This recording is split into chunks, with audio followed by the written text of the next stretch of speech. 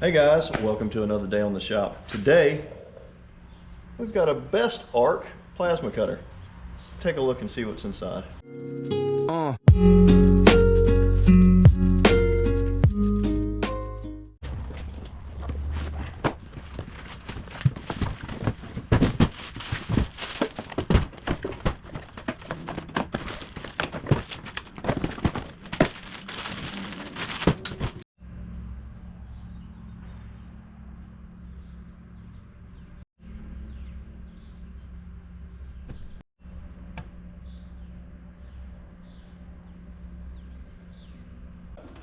Included in this kit, we have the plasma cutter.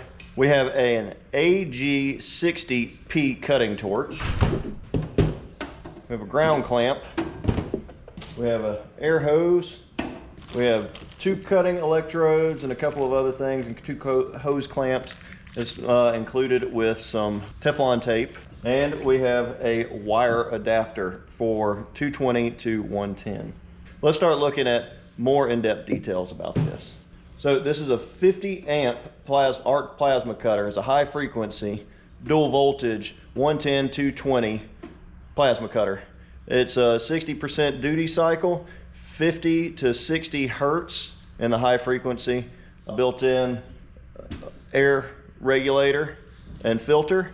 It's got a arc or a pilot arc and post time adjustment for your air. It has a T2, T4 trigger control as well.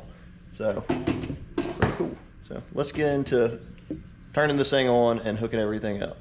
With this model, which is a BTC 500 DP right here from Bestarc, we have back here, we have your hose fitting already.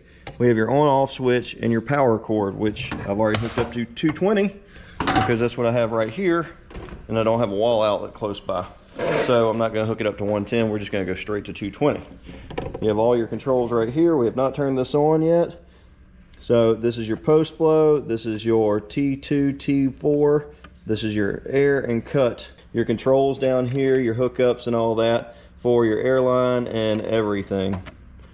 So we got all that right there. We got your air adjustment right here, but this air hose we don't need. So in the drawer it goes. These fittings and everything else we don't need right now. Comes with two extra nozzles and two extra electrodes, and then comes with your Teflon, like I said. We don't need those, so it can go in this drawer over here with all my other plasma torches and welders and everything else. Now you have your three lines for the torch. You have your air hose, you have your power, and you have your switch.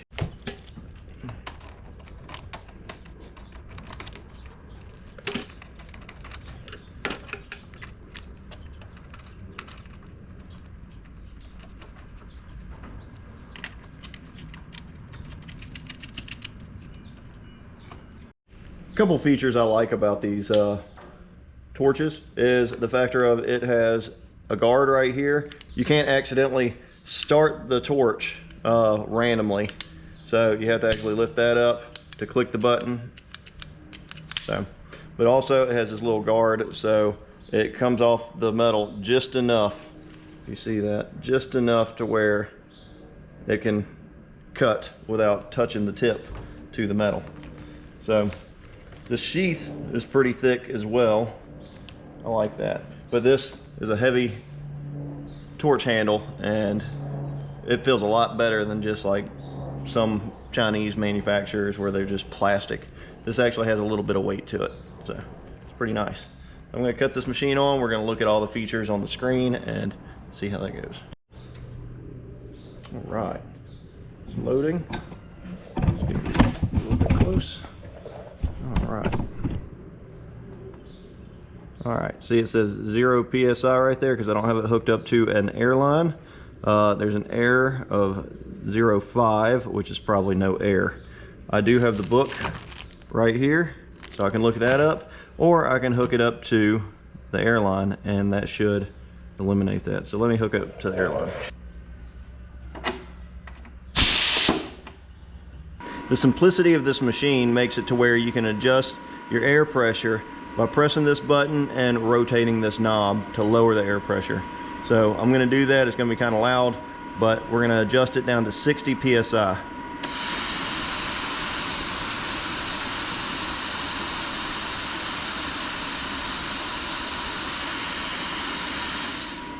All right, staying at 60 psi when cutting, that works. T2, T4. With your PT and PA, you can adjust your times. For your post time, which is after your cut, you can adjust it from 3 seconds to 15 seconds. And during your pilot arc, which is PA, you can adjust it from 3 seconds to 15 seconds. So we can press it, we can adjust it, and we'll say 5, which is a long time, and we'll do 5 for that. Actually, we'll do 3 for that. All right, now we're at 70 psi for right now. The fan cuts on and off as needed. It'll probably cut off in a minute when it cools down from me playing with it. We have it on T2 because that's the easiest. I don't care for T4. T4 is normally used for longer cuts, so we don't have to deal with that. But we've got everything set up. Now we can throw some metal down and start cutting it and seeing how this goes. So let's figure out what metal I have that I'm going to cut and adjust to cut it.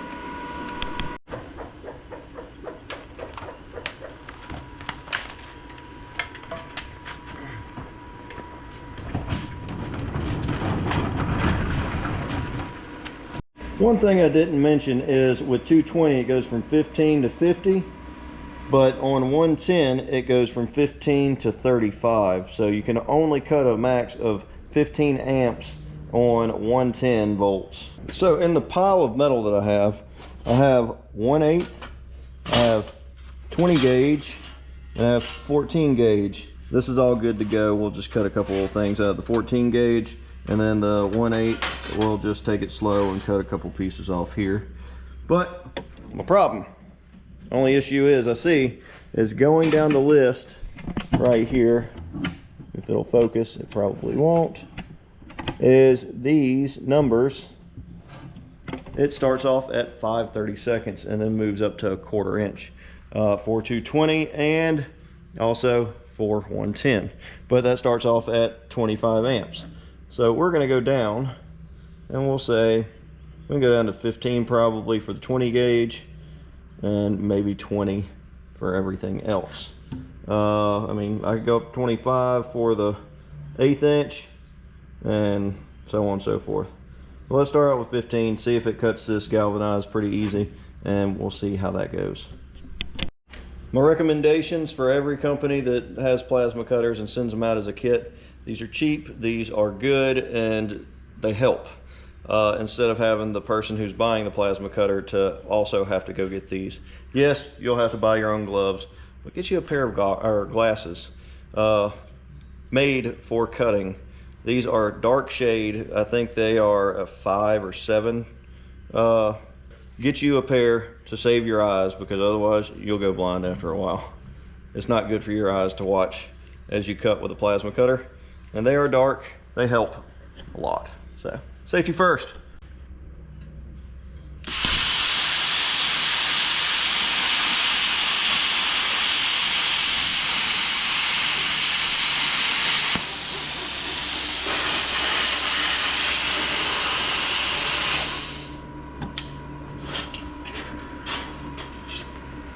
So the 20 gauge cuts fairly well at 15 amps. As you see, I can do any design I want. Penetration was good at the beginning, penetration was good at the end, and all the way through. It has a little slag, but that happens. It can be knocked off with a hammer or anything else, even a wire wheel. That makes it the easiest. So that's the 20 gauge at 15 amps. All right, let's move on to the 14 gauge. We'll try 15 amps, and if we don't have it working from there, we'll move up to 20.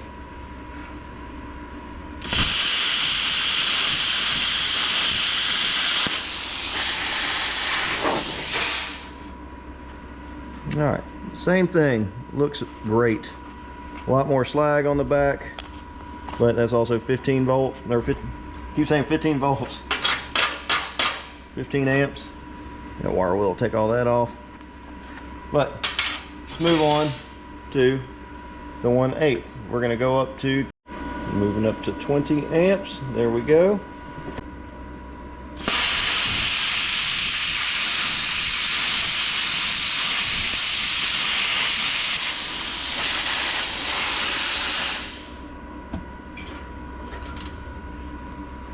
$20 amps is good. You just have to go a lot slower, so we could probably crank it up a little bit. It does have more slag at the beginning. A lot of that came off just by moving it. So, very impressed with this. It's working extremely nice.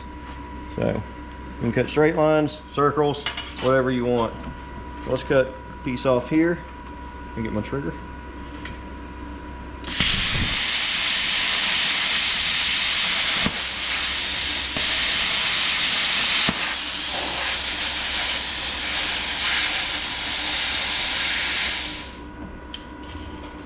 Alright, check that out. It cuts nicely, slow moving. That's at 20 amps for 1/8, which isn't too bad at all. So, plus this is actually coated, so it doesn't just rust. So it cuts through that very well without any hesitation, any problem. Don't mind these welds. Those are from another project where I was just playing around with an old welder. That works out great. The functionality of the Bestarc BTC 500 DP, I like it. It's easy going. It is small, it's very compact, it's not heavy at all. There's nothing hangs off like some of the other ones I have where you put on the air nozzle, the filter and all hang off the back. Here's your regulator right here, and some of them are built in with the regulator in the back, which causes issues if your line just hangs like this. So, but all in all, I like that. Everything seems pretty tough. So, yeah. I really like the fact that they have this up here too, even though it needs to go lower, because if it starts off at 15 amps, it needs to go lower than 25, because people that normally cut with a plasma cutter like this, they're normally doing hobby stuff, 20 gauge, all the way up to maybe 1/4 inch. They don't normally go above 1/4 inch, especially not all the way up to 1/2 inch if you're just using something for everyday use as a hobby. But it's the Bestarc. I'm enjoying it. So, yeah, tell me what you think in the comments below. I didn't work with the 110. I don't work with the 110 a lot. It does work. It works really well with 110. I just don't use 110. I like 220. 220 just, you have no issues with, because of the factor of you have full control of the amps. If you like the Bestarc, check out the description below. We're gonna have more stuff on here from them soon, but I'm really enjoying that plasma cutter. I'm gonna keep using it. You'll see it more on the channel, and we'll do a comparison one day soon. I've got the Bestarc, I've got an Arc Captain, and I've got a Yes welder. So we're gonna check all that out and test it all out. But if you like everything you've seen in this video, check out the link in the descriptions below. Any comments, questions, or anything else, put them in the comments. Other than that, thanks again, and until next time.